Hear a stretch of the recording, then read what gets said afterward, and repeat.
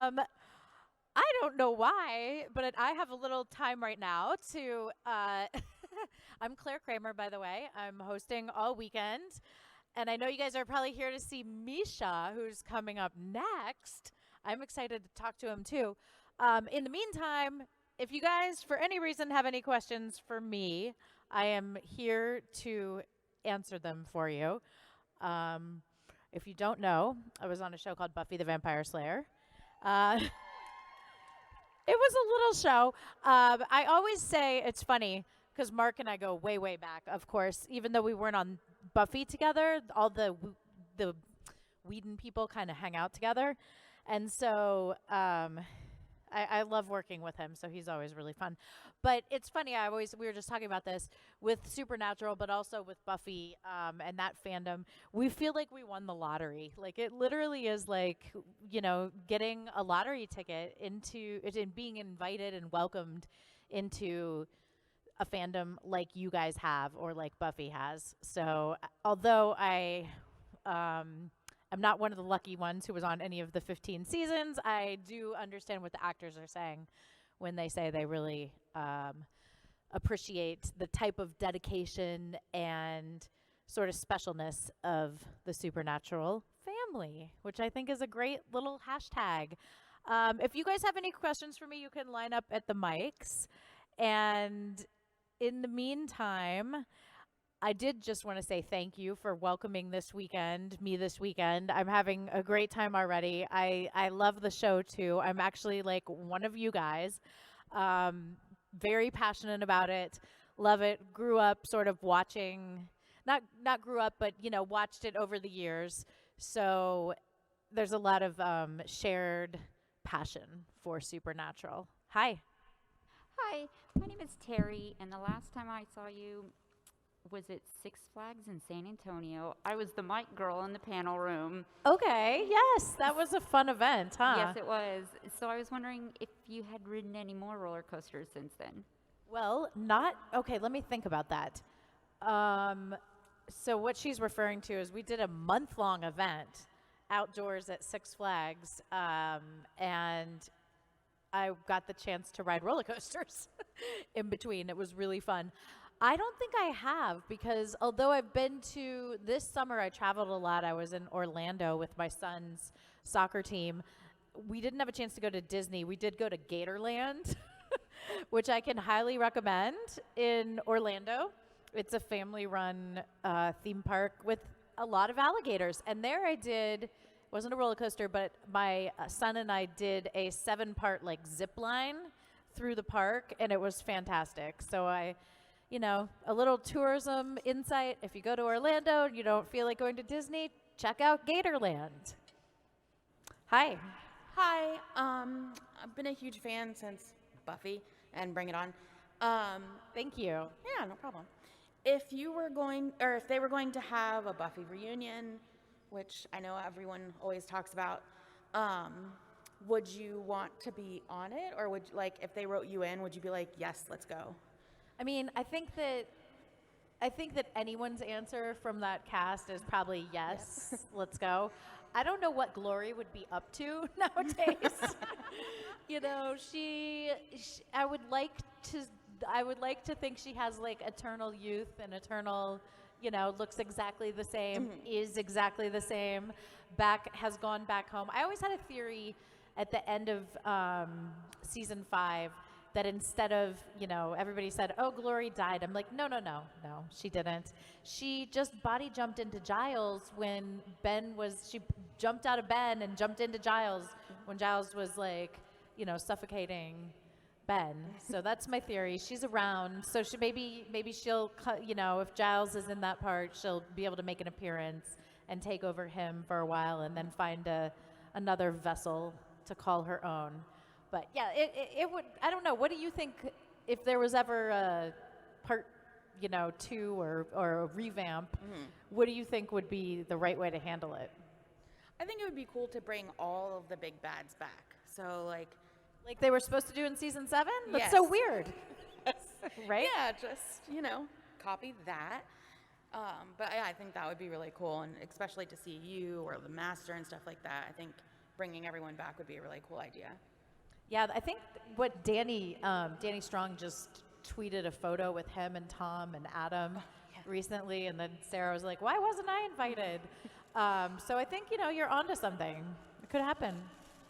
Thank you. Yeah, thank you. Hi. Hi. Thanks for hosting this event for us today. Yes. And then I have one question. I was wondering, what is your favorite scene that you have on your acting reel? Well, first of all, I'm a very bad actor because I haven't updated my reel in a long time, and I keep getting told I need to. But it seems like low priority. I don't know why.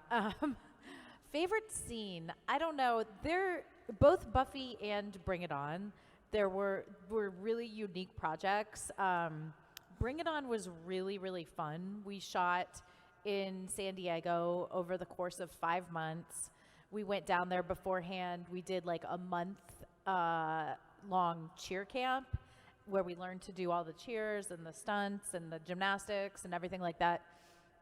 And then we shot for a long time. And at the time, Universal was really busy with like American Pie and American Beauty. And they didn't really care much about Bring It On, so nobody really bothered us. And I think that's why the movie turned out so well and was so fun, is because we all just had a really, really good time filming it. So definitely on my reel is some stuff from Bring It On, which is great. More recently, I did a movie about 9 years ago. It's sad that that's more recent, but but Bring It On was like 20 some years ago. Called Big Ass Spider, which Mike Mendez directed, and Greg Grunberg and Lombardo Boyer played opposite me. And again, we had the best time filming. It's kind of like, if you haven't seen it, it's kind of like a Ghostbusters type movie, very funny, campy. And that I definitely have clips on my reel. That is a very fun movie as well. So those two stick out. And of course, Buffy.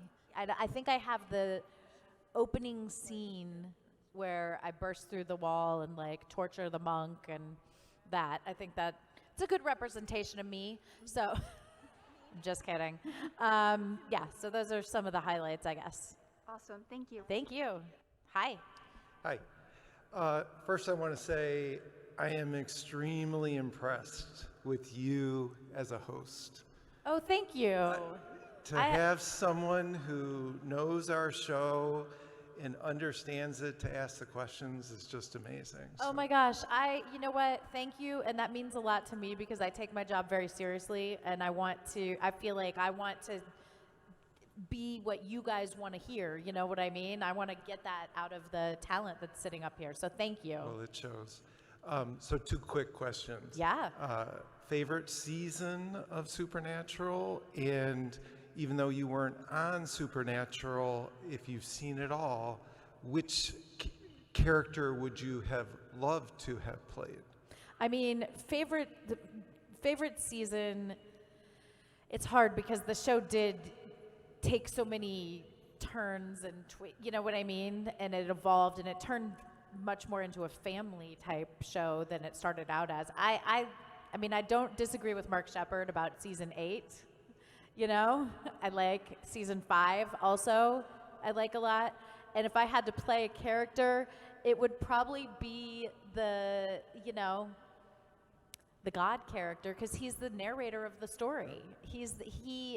And the great thing about that character is there's so many different dynamics. You know what I mean? He's the writer, but he's also then turns into God or realizes he's God, then gets to play the evil side of that towards the end of the series and the very end, of course. So I would say his character.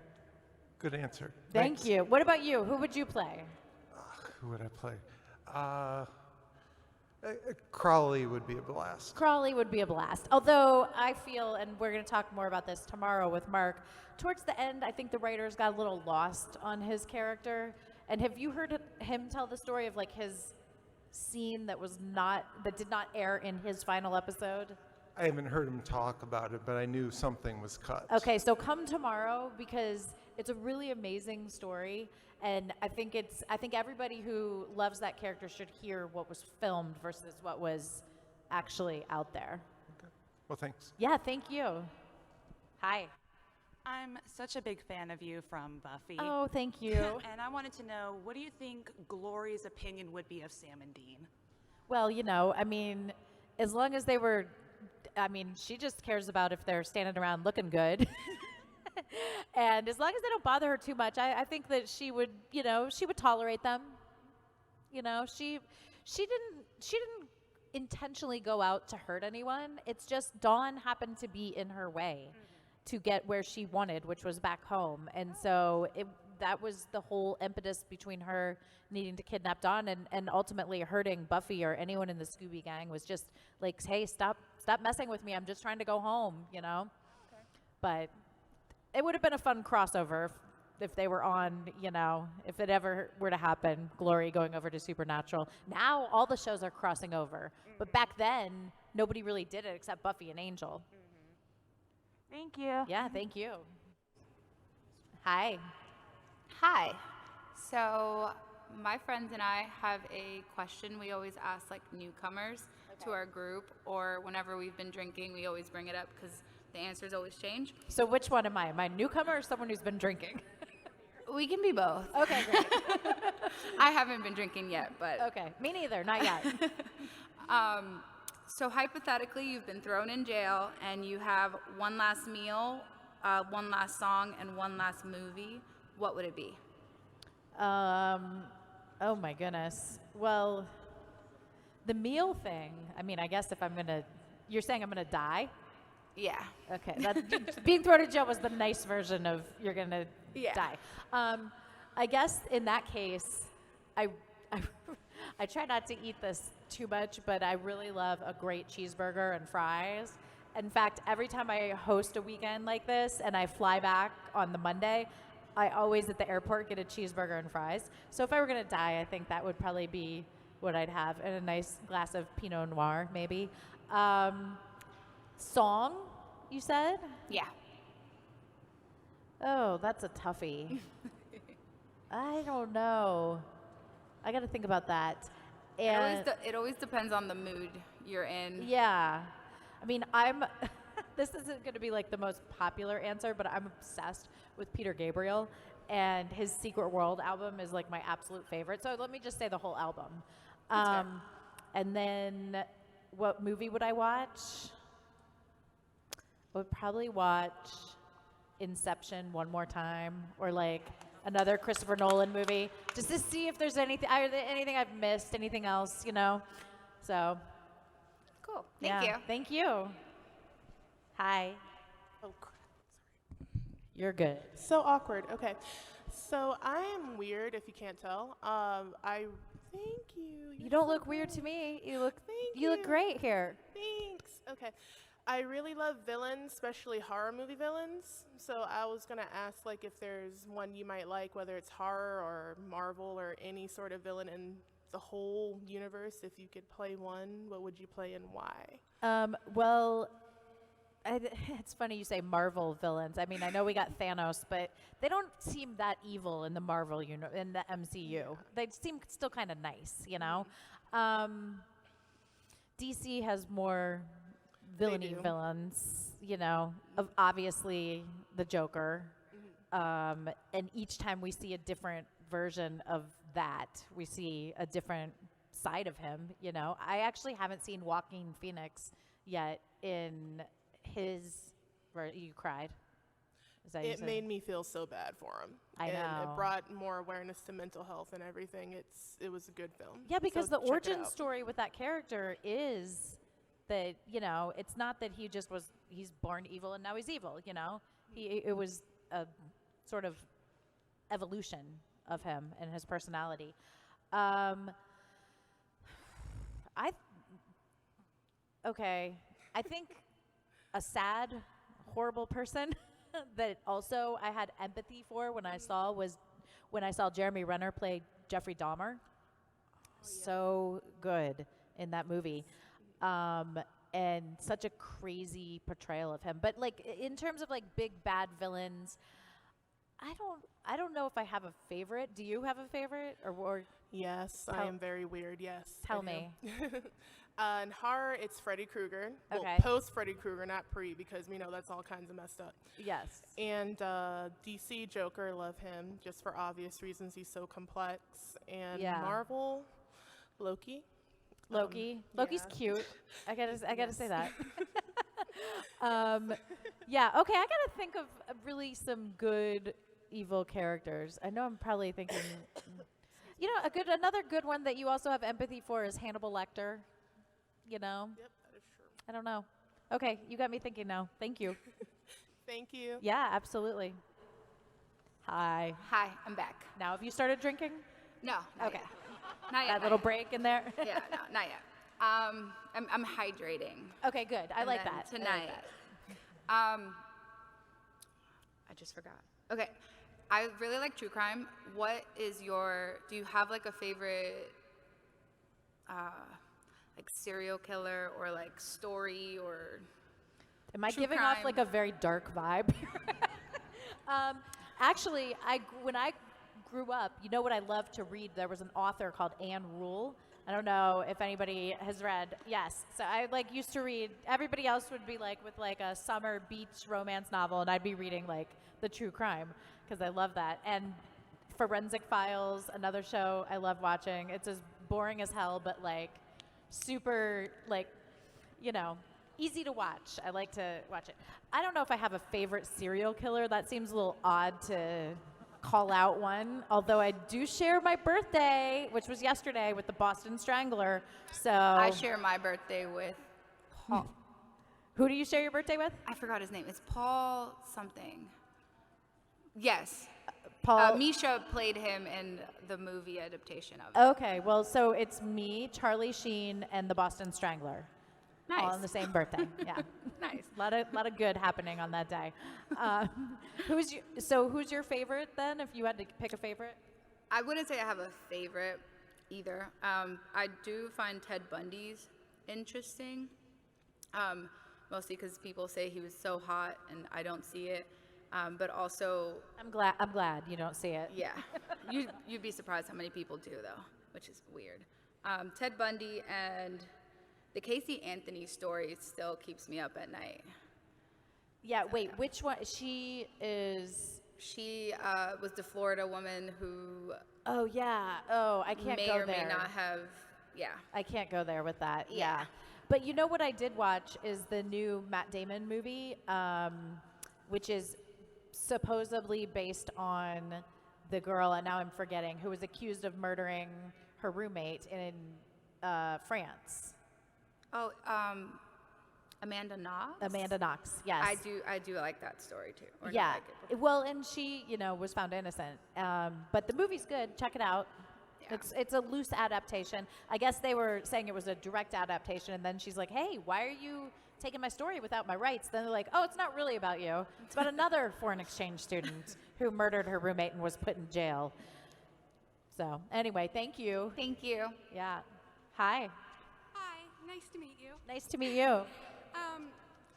Me and my friend Tara are in love with Buffy the Vampire Slayer, and I just wanted to ask, do you ever still get Ben is Glory and Glory is Ben when you're anywhere?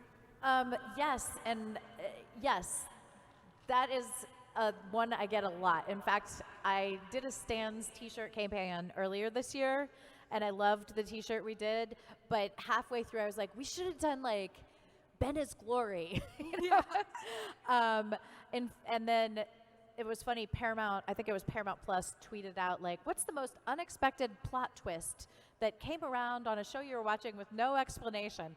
And then I tweeted Ben is Glory, and it went crazy. So yeah, that is a very funny moment. I also like Spike's line, which I was obviously not in this scene, but during that scene where he's like, "Is everybody very stoned here?" Yeah. That's one of, I think, people also say that line to me a lot, and I'm like, no, and then, so yeah.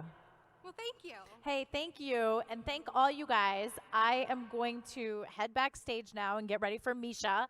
I'm very excited for the next panel, but I appreciate you guys sticking around, and thank you for the questions.